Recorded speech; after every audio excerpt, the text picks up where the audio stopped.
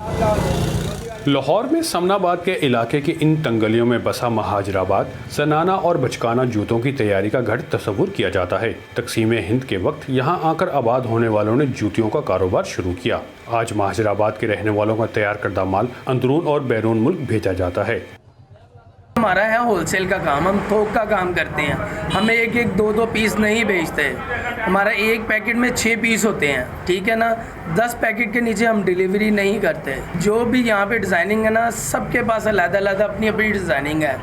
कोई किसी का जल्दी से कॉपी नहीं करता डिज़ाइन, क्योंकि मार्केट में जब कस्टमर आए उसको अलहदा हर किस्म की वैरायटी मिले। यहाँ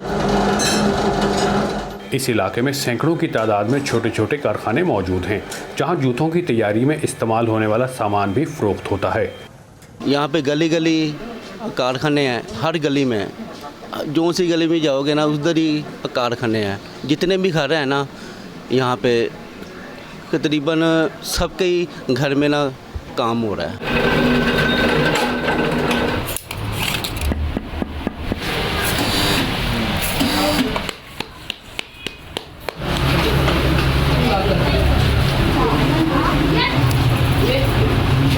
पाकिस्तान के किसी भी शहर में बिकने वाली खवातीन की जूतियाँ कम से कम इस बाज़ार से ज़रूर जाती हैं, जहाँ पे रात को कारखाने खुलते हैं और दिन में दुकानें।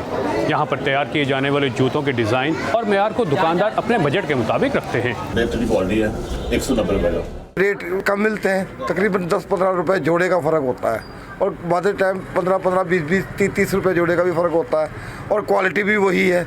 और यहीं से माल तैयार होकर मोती बाजार जाता है, तो हम इसलिए महाजराबाद को तरजीह दी हमने। आगे रोज़े आ रहे हैं, इस बेस पे हम माल ज़्यादा ले रहे हैं ताकि हम रमज़ान में माल पूरा कर सकें।